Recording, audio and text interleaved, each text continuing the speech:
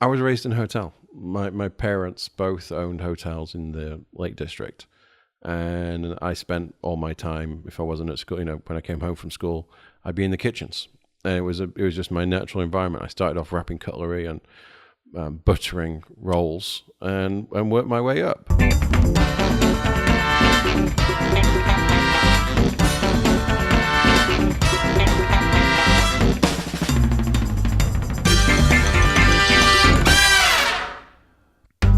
Hello and welcome to episode 3 of My Signature Dish. I'm Ollie Horn, and this is the podcast where I interview inspiring home cooks about the dish they are most proud of cooking, find out the story behind it, and pick up a few kitchen tips along the way. If you're one of the handful of people who has listened to both episode 1 and 2 and are now making a habit of listening to this podcast, hello, welcome back. And if you're just joining us, then I think this episode will be a great place to start. This is my conversation with Jon. Jon's originally from the UK. He moved to California to pursue the American dream, working for a Fortune 500 company. I think that's the first time I've ever said Fortune 500 out loud. That's the kind of word you read, isn't it?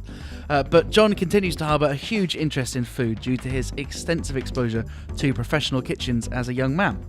This conversation starts with me asking Jon about what this Englishman cooks in his Californian home. We live on grilled meats and salad. I mean, now the weather, the weather's above 70 on a consistent basis. Certainly in the South Bay, it's grilled meats and salads most nights because it is simple and it's clean and it's healthy. And are you doing anything special to the meats normally? Do you marinate them? What's your prep for your proteins normally? So, I'm not a big man. I'm all about the quality of the beef. So I raise beef. I used to as another hobby. I had a farm. We were producing doing genetics. So we were producing better bulls, and we were essentially semen farmers. But I had an appreciation for Galway, and so if it's red meat, I want it cooked simple. Don't even put pepper on it, because that will bring bitterness. Just salt and heat and love. No oils? Half a pound of butter doesn't go amiss. I mean, that's you want to get that caramelization on it. But no, I nothing fancy. Now, when you get to something like a tri-tip, where it's a very lean cut of meat, well, in that case, a little bit of oil. But there you want to cook it under its own heat. So, flash it on the bars for 2 minutes, ultra hot. Double wrap it in. Are you familiar with Alton Brown? No. So he's an American cook, chef, entertainer, and he almost looks English. He's got a bow tie and everything. And so you grill it, you double wrap it in foil, and then you leave it the hell alone for 30 minutes. And it'll just cook under its own residual heat. Really tender. I had the most incredible tri-tip sandwich at a deli called Ted's on, I think it's 11th Street or just off 11th, here in San Francisco, and they've obviously just cooked it for hours because it's just so soft. Mm-hmm. And when you get your sandwich, it's kind of, there's a big pot of it, and they've just let it to kind of stew in its own juices. And this is peppery. They've obviously put loads and loads of they put loads of seasoning and rub on it. I'd never had this cut before, or at least maybe I had this cut but not known. Well, it's so the tri-tip's just not something you see, and I can't imagine going to Atkins and the Butchers on Colworth High Street and asking for it. It's just not a cut that is that well known. But they've got a particular style here. So when you talk about Randy, they call it Santa Maria style. Now, all I know is it's tomato and chili based. Onions, shallots, cilantro. Oh, I should speak in English at this point. Coriander, not cilantro. Very good. Oh, wow. I'm such a bad American. And eggplant, what's that? Disgusting and flavorless and never to be consumed by a human being. But in normal English? Aubergine. Very good. They just can't stand the French. I think that's what it is. And I applaud that, obviously. And so you say that you always serve your meats with salads. Do you do any special dressings? We're really just high quality oil and really good balsamic. Nice. We're kind of boring. There's an American thing which is, chunky blue cheese and, oh my God, ranch. Don't get me started on ranch dressing. It's like, we thought mayonnaise was just too exciting. and it's the only salad dressing which you can get at McDonald's to dip your nuggets in it. Sounds nice. It's it doesn't even have. And here's the thing: What is a ranch dressing? it's just I don't know. Is it made with buttermilk? I think it is. It's beyond boring. My wife didn't. My wife doesn't like salad cream. Heinz salad cream. I tried to introduce her to talk about 30-minute meals. Fish finger sandwich with cucumber and salad cream, which I don't think there's a. I mean, it won't get you into culinary school, but it'll get you through culinary school. And feed you while you're studying at culinary school. But she tried salad cream and she didn't understand it at all. So what? I'm always interested about sauces, right? Because I think different countries have hugely different attitudes towards sauces, and what we would call a gravy, for example, is very different to what, say, an Indian might call a gravy, which we would call a sauce. Here they have dipping sauce, they have side sauce, they have jus. What do you think is distinctive about the British approach to cooking something and then covering it in some kind of sauce? We can't help ourselves. We cook a bit of gammon, parsley sauce. Cook a bit of beef, cover it with gravy. Cook some sausages, onion gravy. And yeah, the French will take an onion gravy and turn it into French onion soup. You just put a Gruyere chip on the top and you're good to go. No, there's the British clearly, at some point we desired a lot of moistness. We could do a joke about teeth at this point. Maybe it's because our teeth aren't sharp enough. We need extra juiciness. Just need to suck it through the holes. So, John, tell me about your journey from the UK to here. What were you doing in the UK before you made the move to the States? So I've always worked in security since the day I got thrown out of school for being involved in security in the wrong way. I was given a choice: prison or military intelligence, essentially. And if you told me which one you went for, you'd have to kill me? I could kill you for any number of reasons, but you seem like a nice guy. Okay. No, So you got kicked out of school for being a naughty hacker? Twice. Brilliant. Yeah, I'm a 00, but I don't get the license to go with it. So I got thrown out of school, and I joined up the RAF, and I was too tall to be a tornado navigator. My head would be too close to the canopy. Right. So you get a haircut you won't recover from if you had to eject. and so I went to Paris. I trained as a chef at the Cuisine du Nord. So what was that? What was the catalyst for that? Because it seems like a world apart from someone who is causing mischief on computers to wanting to go abroad and learn how to cook. What was the relationship between you and food? I was raised in a hotel. My parents both owned hotels in the Lake District, and I spent all my time, if I wasn't at school, when I came home from school, I'd be in the kitchens. And it was just my natural environment. I started off wrapping cutlery and buttering rolls, and worked my way up. And what did you think of the chefs as a young boy? Were you looking up to them? Was that a lifestyle that you wanted to have? It wasn't. I went absolutely. You've got to admit, I did not have any inclination whatsoever. I did it for my pocket money. And I mean, you've got to bear in mind the chefs back then. It was Delia Smith. This is before she taught us all to cook an egg. This was old Delia Smith. Rick Stein wasn't even a thing at that point. I'm like, John Tovey. I don't know if you remember a guy called John Tovey. He was famous for the 100-clove chicken. Garlic. 100 cloves of garlic in Sounds a single really nice. chicken. And it was nouveau cuisine. This was when the Gavroche was in its this is the 90s, and everything that's coming from the Roux brothers. Heston Blumenthal's still at college. Is still in culinary college at this point. These were the dark days. This is when things were either boiled to within an inch of their life, or it was nouveau cuisine. And so, was this a good hotel? It was described as a country house with rooms, and so a lot of the food was local. Locally sourced because it was cheaper. You wouldn't have to get it from Manchester. And it was very traditional. It was, we had a restaurant that was nouvelle, buttered carrots. And there was a pub as well, which was, pies and chips. But the pies were handmade. I learned how to make a steak and kidney pie from scratch. And were you eating this food regularly then? I'm not this skinny by accident. We did. So my mum and dad were really clear about this. We went. So a treat. This tells you a lot. a treat for me and my brother was to go to the Little Chef. Every 2 weeks, my mum would drive us out about 25 miles out towards the motorway. Yeah. We really lived in the middle to go to the Little Chef. Just for our American listeners, how do we describe a Little Chef? Denny's. Okay. Worse than Denny's? Denny's is the bottom of the food chain. Right. I mean, but I do remember one story. So this tells you everything about Little Chef. So my mum said, I'll have an omelette. And they said, we've run out. She said, have you got any eggs? They said, yes. Well, can you make one? No.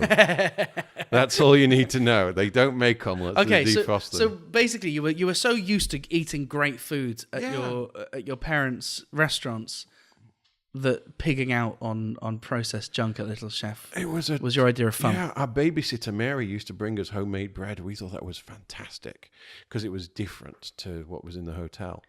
And did you ever get a chance to cook when you were a young boy? Yeah, I trained. Yeah, I was. Me and my brother used to work the weekends in the kitchen. We would, we'd hit the deep fryer and we used to do the prep work.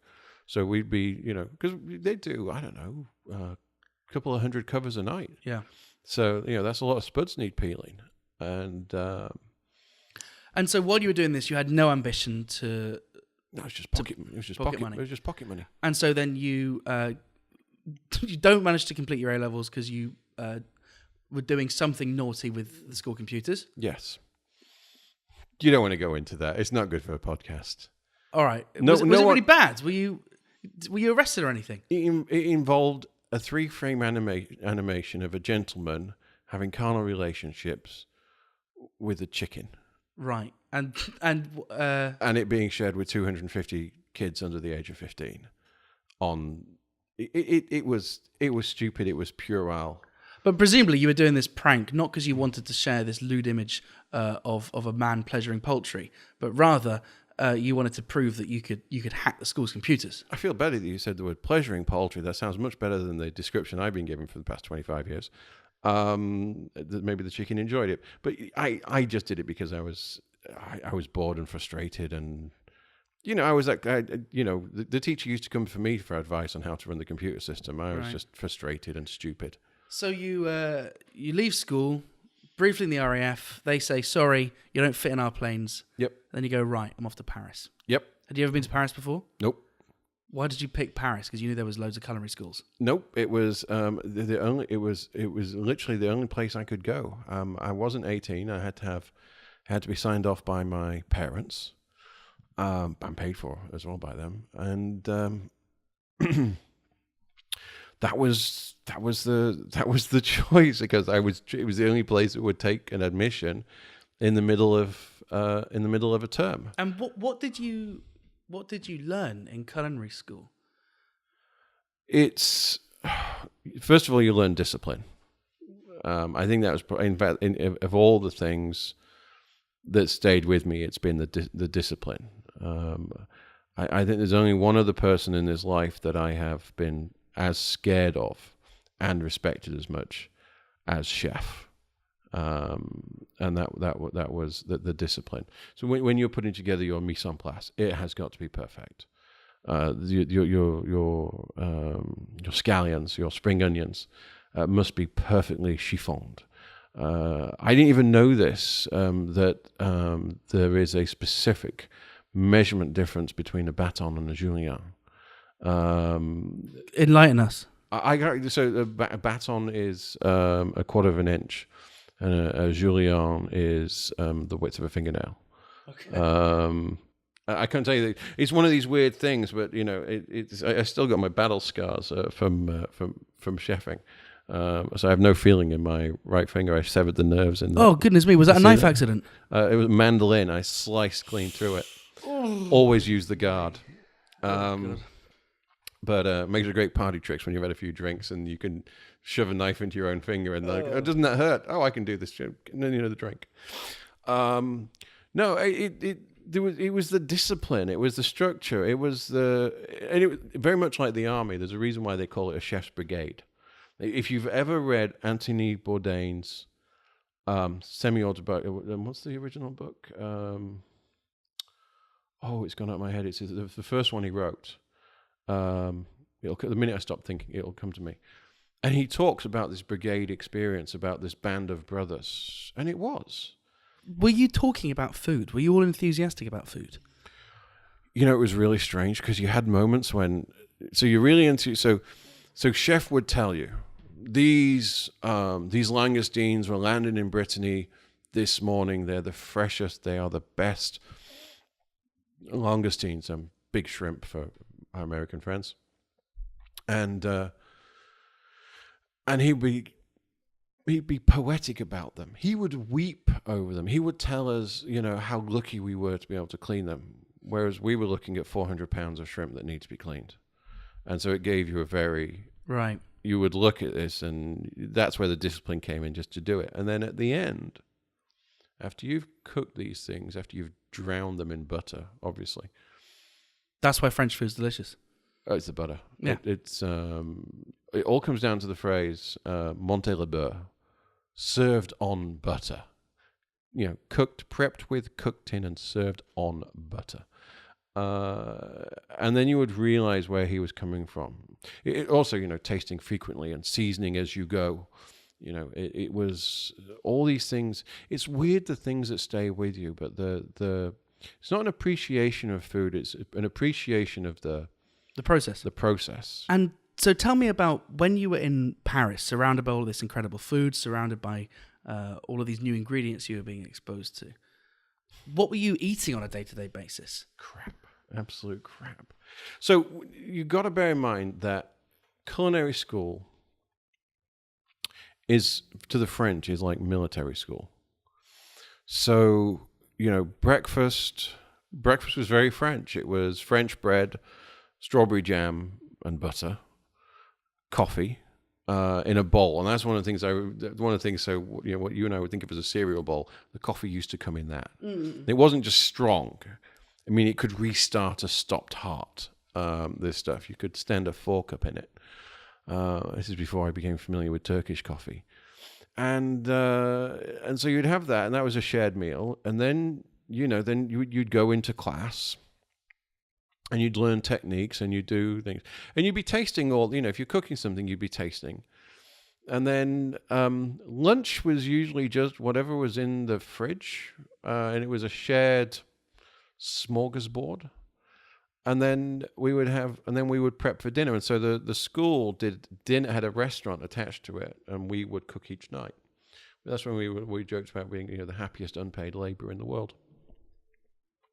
And so we would do a family meal beforehand, and depending on chef's mood, we would either make a giant cassoulet of leftovers. We were good at leftover cooking, I'll give you that. Tell me some of your leftover secrets. Oh, well, there's no such thing. My leftover secrets, add butter. Butter will make everything taste good. Chicken thighs and chicken wings can be made amazing, and actually should be cooked twice anyway. They're always better after that second cooking. Stew is always better on the second day. That is true. That goes with the al pastor as well. Take it home, leave it, reheat it tomorrow, be even better. A day-old burrito is not the same thing, though. Yeah. Don't do that. Rice gets soggy. Rice gets soggy. Yeah, so rice, if you're going to do rice, you should always leave it open. Yeah, to dry out. So it'll dry out. You can add moisture, but you can't remove the funk. No, these were all weird things, and always fried leftovers were a special thing. Oh, we used to fight over. Here's a stupid thing. So we don't. So here, at some point we're going to talk about potatoes because it's in my signature dish, and here I use Yukon fingerling potatoes, and they're incredibly waxy and rich. Of course, in Europe, it was Jersey Royals and Jersey New potatoes, and we would fight over those. And quite a few times, if we were serving them and they came back, like on someone's plate, they hadn't eaten all their potatoes, you'd grab them. Yeah, we did. I'm not going to be. I'll be honest with you. Those would be put into a Tupperware bucket, along with all the ones that didn't go out. Oh, that's great to hear, though. I like the idea of some snooty French person sending their food back and. Well, they just didn't eat it, and so that was going to make the richest Spanish omelette in the morning. eggs, onions, tomatoes, potatoes. It's so simple. Yeah. Because the French don't really do spicy, so we didn't add any hotness to it. And what kind of food do you enjoy cooking now for pleasure? So I live in the South Bay. I live in San Jose, and so we have almost year-round summer. So it's all about cooking outside. It's all about the grill. I love my grill. I'm an American in that regard. Love my grill. I got a 10 burner with side burners, so to keep my sauces going, or to keep my barbecue sauce. That's better than most people's kitchens at home. It's crazy. It's a couple, and probably we're going away for a few weeks, but by the time this goes out, I'll have my outdoor fridge out there as well. I regret that I'll be leaving this part of the world. So you're cooking outside a lot. Believe it or not, so I make my own burgers. That's kind of what everyone knows. 4th of July, Memorial Weekend, we have a big party. We live up in the hills. We have property. I don't really have neighbors, and I make my own burgers. Crucially, they are stuffed burgers, and they're stuffed with gorgonzola and caramelized onions. Now I will take a 30-pound bag of onions and reduce that over 15 hours the day before. Goodness me. So what, they become almost kind of golden and solid and sweet. It's just and I reduce, and with beef stock, obviously. Very nice. And so it's just, and then so you make these stuffed burgers, and they're stuffed with that, and I fire them, and then I cheat and finish them in the oven so they maintain their structure. And can I tell you what I do with reduced onions for a burger? Reduce them down. Mm-hmm. I'm not as ambitious as you. Maybe 3 or 4 hours is the maximum I've ever done it. And at the very last moment, slice up very, very finely some blue cheese. The gorgonzola that's in the burger. Well, exactly right. So I'm so glad to hear that my recipe has been validated. They are natural friends. Right. So, but what I do is I put this gorgonzola. Well, I put any blue cheese in with these onions because it just about melts. Mm-hmm. Well, you've got the tang contrast with the sweetness. It's all balance. So you've got the tanginess of the blue cheese with the sweetness of the onions, and it's just heaven. And that's seasoning for really good beef. And you put this mix inside your burger. Yeah, I got this special little stupid little burger stuffer. Right. So it's a press. So you press it down, and it makes a well in the burger. And the other side, when it does that, makes the lid, the burger lid. So then you put it together, and you sear it. You pinch it. The crust is what holds it together. Yeah. But then the problem is you'll overcook the burger if you do it on that heat. So you sear it, seal it, then you throw it in the oven. Okay. And why do you sear it first, then put it in the oven rather than the other way around? To get it to stick together. Oh, right. This isn't a fancy sous vide reverse sear situation. This is practicality. This is just you've got to glue it up, lad. You got to burn it to glue it. And what else are you adding to this burger? Salt and pepper. That's all we're doing. There's no garlic. There's no anything else. And how do you assemble it? You toast your brioche buns. I'm not proud. They come from Costco. They're good. They're not handmade. They're not sourdough. They're brioche buns, and they get toasted. And then I put out a salad bar because everyone's different. Okay. The only thing you will not find is pickles. I'm with you on this, with the exception of making a special sauce. So I had my first In-N-Out last year. Can we say remoulade just to test the intellectual gift? Remoulade? Is that what a special sauce is? If it's mayonnaise and tomato, but if it's even a cousin of a McDonald's special sauce, then it's a remoulade. Remoulade. Well, I've learned something here. So I tried to replicate the In-N-Out sauce which I had, and I did so with pickles, right? Mm-hmm. Very, very, very finely diced. Mm-hmm. Mayonnaise, tomato ketchup, some juice from the pickles, right? Some of it's like, what's that called? The brine, is it called? Pickle juice. But pickle juice. Yeah, but pickle juice makes it sound like I'm squeezing a pickle. The juice that the pickles came in. Some people think it's a cure for a hangover, by the way. American mustard, salt, pepper, and then crushed roasted garlic I put in. And I think I got pretty close to the In-N-Out special sauce. There is. I think you're close. And the In-N-Out burger is one of the better burgers. How do you feel about the French fries though? Because this is the Marmite. People either love them or hate them. I was told by a good friend to get them well done, animal style, which means they fry them for a bit longer, and then they cover them in caramelized onions, cheese, and their special sauce. And before they put the special sauce on, they've grilled. Yep. I think if I were to go again, to be honest, there's a lot of burgers in San Francisco I haven't yet tried, so I'm not going back for a while. But I think if I were to go again, I'd focus on just the burger, and I would get a triple. Not a double, but I would ask for 3 patties in it, and that would fill me up. No need for fries. I've never, you know what? I'm 300 pounds of manliness here. I've never done the triple. So apparently you can go up to 4. Yeah, you're allowed to. Well, I suppose you can order what you want. Do they pre-warm the defibrillator paddles for you? I think you could do with that. And that's what. It's like eating 2 half-pounders. You see, you lost me there. I can't do that much these days.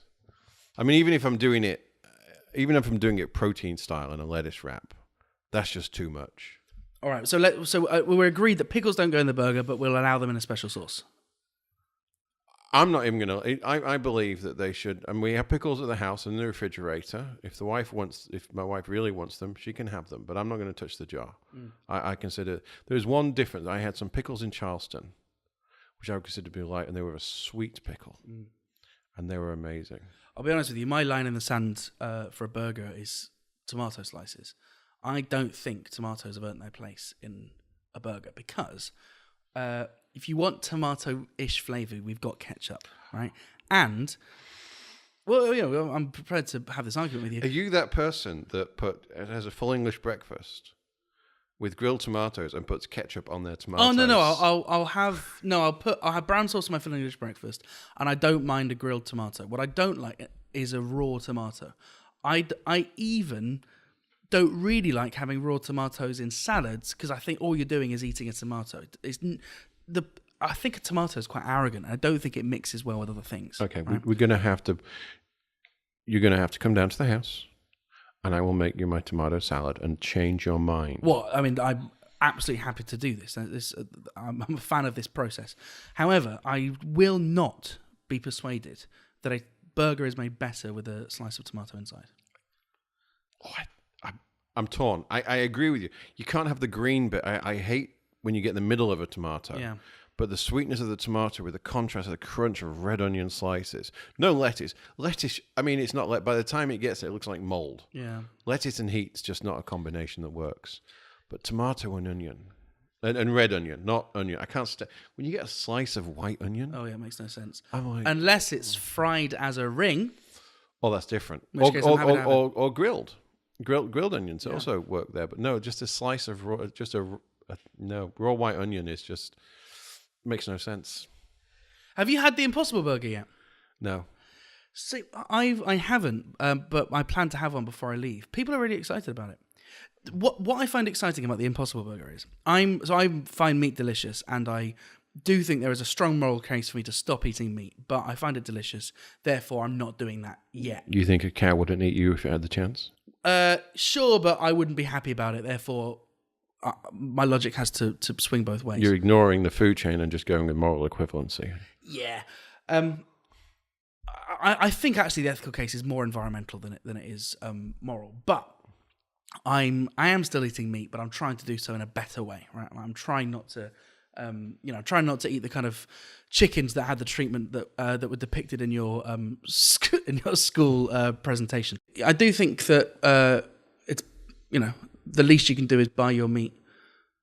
We have to be better at sustainably. But the one thing I am getting excited about, the likes of the Impossible Burger, and there's 3 or 4 other companies here in San Francisco that are trying this, is they're trying to make a product that's better than a beef burger.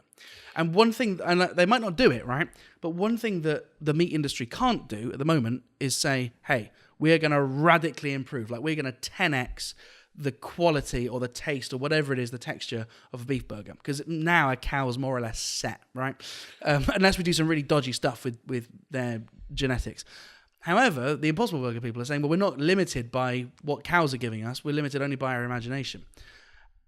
I think that's really exciting, right?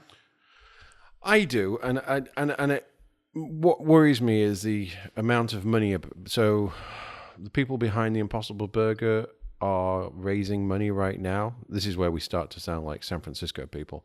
They're raising money right now, and they're doing it at a valuation of $1.2 billion. And, they're making, tofu that bleeds. We need, don't get me, we should be concerned, especially here in America. The cost of protein is too low. Costco's been selling chickens for, a whole roast chicken for $5 for 20 years. It's the cost of production, the impact it has, the runoff and everything else means that, it's $5 now, but it's going to leave a deficit for future generations. Right. Yeah, they're paying the cost. Environmentally and in terms of health, and I'm probably going to statistically I'm going to die 3 years younger than my old man, and that's because of the diet I have here, and that's because of cheap. A lot of that's because of cheap protein. But isn't the hope then that if the Impossible Burger succeeds and they raise all this money, maybe that valuation, obviously the valuation now is speculative, but maybe if they can replace all the protein that we're currently eating from farmed animals. I think it's fantastic. I think it's good, but I think we could do it. There's actually nothing better than a plate of vegetables cooked well. So as long as there's no aubergine. I disagree. There's nothing better. I'm going to come back to my tomato salad if you're not careful. No, it's so easy to be a vegetarian, and you only have to look at Indian food to see good vegetarianism. I remember there was a young lady in my life 20 odd years ago, and I took her. She was a vegan, and I thought this isn't going to be good. But we went to this place in Kingston upon Thames, and I can't remember the name of it. And all I remember was this coconut curried thing, and I don't remember what the vegetable was. Shows how it wasn't eggplant or aubergine. And I was like, "Wow, you can do something with this." Yeah. No, I got a burger on the way home because I was hungry. Yeah, but, sure. Well, Marta, who I used to work with, who might be listening to this podcast, she took me to a vegan restaurant in London. And what was good about the restaurant was it wasn't like, we're vegan, really in your face, vegan. It was just like really nice food. And they didn't make a song and dance about their veganism. And goodness me, the food was delicious. That's the way to go, isn't it? John, tell us what your signature dish is. Well, the dishes are important, and it is the story that goes with it. So it's a dish which my mum, my mother used to make for me and my brother. It was our favorite, and it's a very simple, classically French dish. It's pan roasted chicken breast in a tarragon white wine sauce, but it has to be served with French beans and potatoes, and it's. And it was just a childhood favorite, and it was one that we really liked. And it was one that we served in the hotel. It was always on the a la carte menu. I remember that.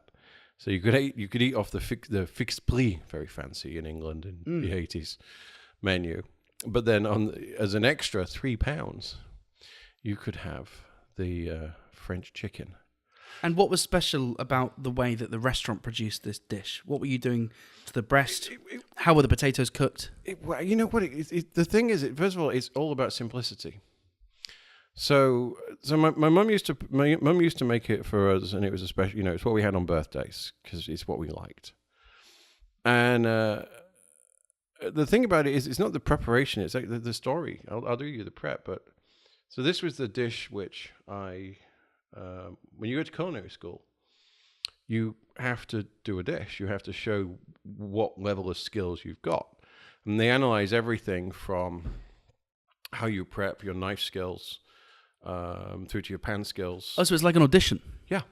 And they watch you from start to finish creating this dish? From scratch. Can you choose the dish? Yeah. Oh, that's cool. What did everyone else do?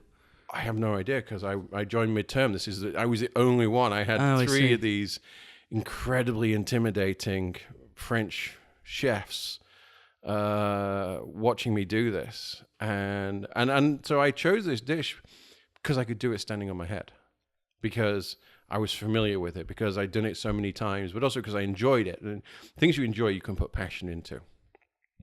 So even if you do something that might go against the classical recipe, the passion you put into it, the difference you make is permissible. That shows flair. But no, and they you did it analyse exactly as you served it in the restaurant in this audition, or whatever it is, interview. Actually, probably better than we did in the restaurant because I was on my best behavior. So I didn't. When you're in the restaurant and you want to do a lot of onions very quickly, fine, but you'll throw them in a robo-coupe. No, I handed these. The shallots are done so as thin as you can do. Have you ever seen the opening scene in Goodfellas? And he says he had this way of doing the garlic, so it melted in the butter. Right. Well, I want you to imagine now doing 200 pounds of shallots the same way. I tell you that's why I don't have knuckles. So the dish is really simple. You shred some finely dice, mince, whatever you want to call it, some shallots. You take the chicken breast, and you want the chicken breast to still have, you want it off the bone, but you want the leg bone on it. I think in England, they call it a supreme cut these days. And does it still have the skin on? Nope, skin off. Okay. Skin off, which is unusual for the French cuisine, but that's how this one goes. And you dredge it, and it's just flour, salt, and pepper, and tarragon, dry tarragon, and quite a lot of dry tarragon. And so you're putting the salt and pepper in the flour. Mm-hmm. And the tarragon. And the tarragon, and then you're kind of covering the... Yep, it's a dry dredge, so you don't egg wash it or anything like that. Yep. You just use the natural moisture of the chicken, dry dredge it, and then you soften your onions. Don't brown them. Whatever you do, you'll get that'll get you excommunicated. So just go translucent. A little bit of garlic, and I mean a tiny bit of garlic. That needs to hit the pan for about 10 seconds. And then you put your chicken breasts in. And now, when I say thing we're missing, because this is French, so in American terms, it's half a stick. Sorry, it's 2 sticks. In British, that would be a half pack of butter that goes in there. Well, a lot of butter then. Oh, so we're making a sauce. This is the butter isn't just to cook the chicken. We're making the sauce. And so... are you essentially then pan frying this chicken? We're pan roasting this. Right. Just hang with me because we're only starting here. Okay. So we're going to leave the chicken and don't touch it. Don't move it around at all. We want a crust on the bottom of this. And once it's about right and you're looking for that nice little bit of goldenness, then you're going to turn it over. And at that point, you make an assessment. Sometimes you'll throw in a little bit more flour just into the side of the pan. That's to thicken later and you want it to cook out. And you give it 20 seconds on that second side, and then it's in the oven. Now, I'm afraid I can't remember my gas marks anymore, but these days it's 375 Fahrenheit. What is that, about 210, I guess? So it gets thrown in at 375. And I can't tell you the timings because I just know.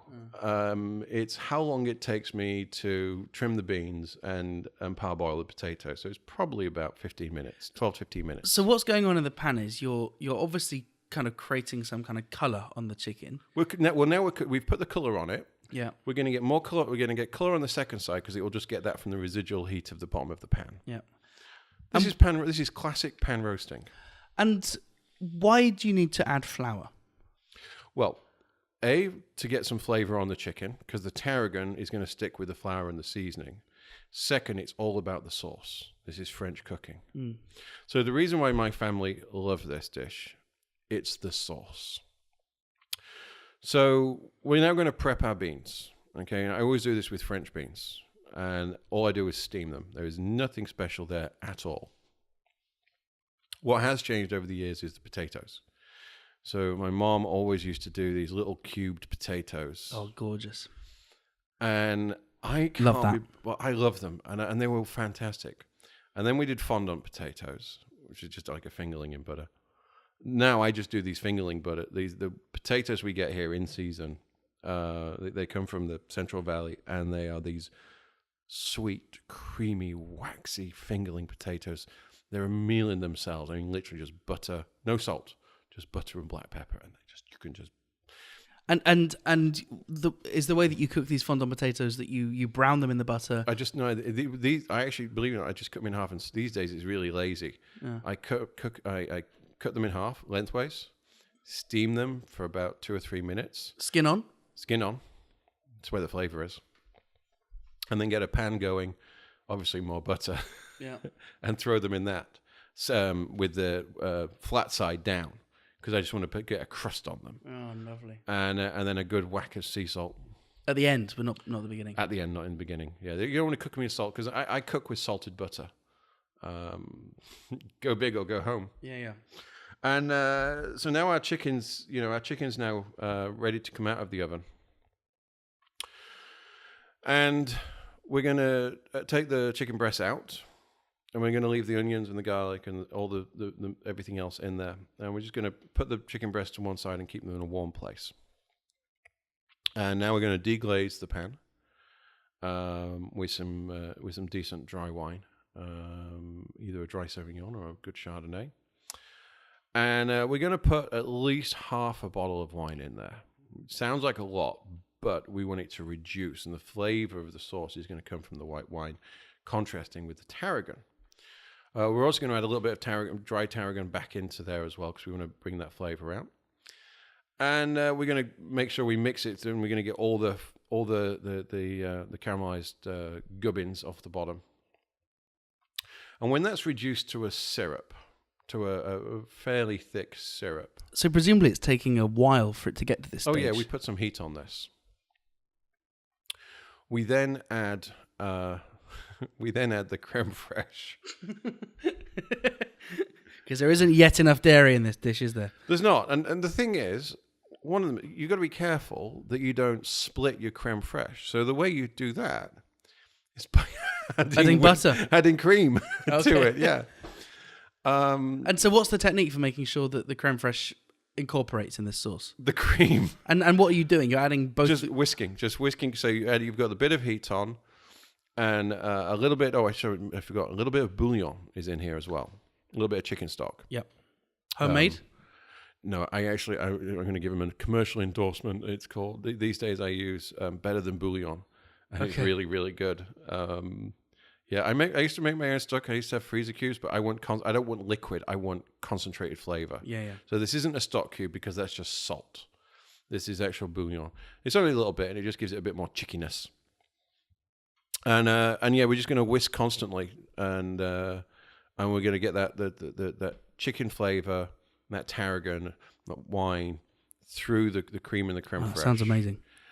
And then we're gonna plate. Do you serve this sauce as is? Do you strain it at all? Oh no, you don't touch it. You just it just goes in a pot, and you just slather is the word.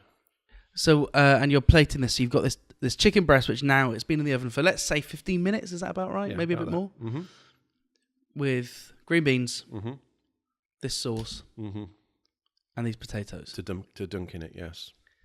And presumably some extra sauce on the side for when you... There's always extra. I make a point of saying that it's all about the sauce in this situation. So we are making lots of sauce. That's why we need all the flavor, why we need the bouillon, why we have to have the creme fraiche and the cream. And it is lovely. So I did it. I did this for my entrance exam. And then I did it for my wife a number of times over the years. And then when we found out we were pregnant, we were preparing for the kiddo. My wife wanted a very holistic, very Californian birth experience. And so we went to see someone called a doula. And her advice was that when she felt the contractions, she should drink half a bottle of red wine. I could like this person, but it had to be organic and non-sulfide. And you're going to take a fentanyl patch, you might as well have red wine instead. Red wine's better for the baby than fentanyl. And the baby's coming out soon. It's not even going to get drunk, is it? No, well, in the kid's English, she's going to develop a fairly good alcohol Already got strong tendency. Yeah, good Protestant values there. But she also said, while you're going through the early things, your husband should make you a meal. So my wife said, I want you to make that dish. That would mean a lot. I want you to do the full thing. And I went, okay, fine.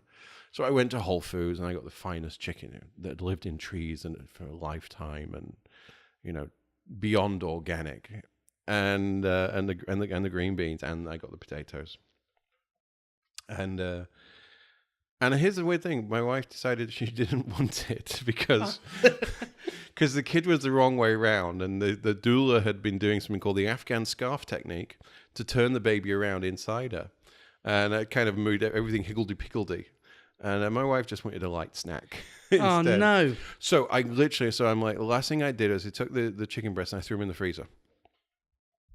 And we and after London was born, it was about a week and a half later, some really good friends of ours, the Sweeneys, came down, and I went to work, and I went full chef mode. I went back to, this was a celebration meal.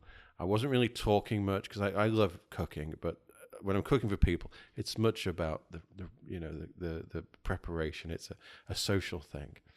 There's no better conversation than when you're chopping celery, and I went, and I perfectly chiffoned and diced everything. I really went to town, and I made this, and I'm looking after my little kid, and I'm changing diapers, and Danica's taking it easy, and I'm doing all this, and I served the meal, and everyone knows about the sauce. Sue brought a loaf of homemade bread just to dip in the sauce. This is the reputation this thing has. And I had one bite. And I'm told this because I don't remember it. I was told, and I do know I did it. Took one bite, and they were talking, and I fell asleep in my chair. I didn't actually eat the meal because I fell asleep, and all of them just looked at me and just said, just let him sleep. That's the best thing about food. It's the family you get to share it with.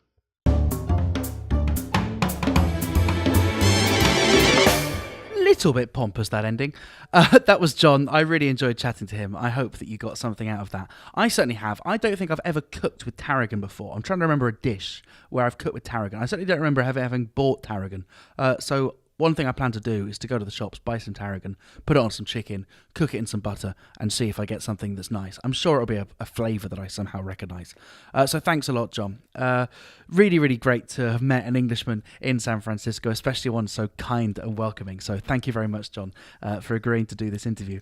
And that's it for episode 3. If you enjoyed this episode and you think you'd like to listen to episode 4, please be sure to subscribe to wherever you're listening to this podcast. And if you particularly enjoyed these last 3 episodes, please would you leave a 4 or 5-star review in your app of choice. I promised myself I wouldn't do this because it's annoying when podcasts ask for reviews, but also I would like some nice reviews. So that's that.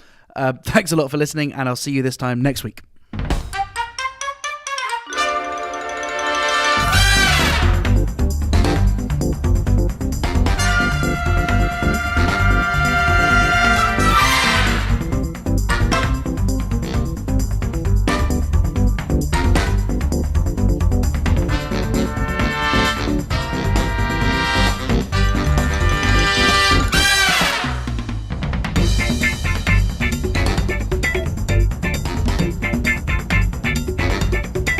Add olive oil and butter to a pan.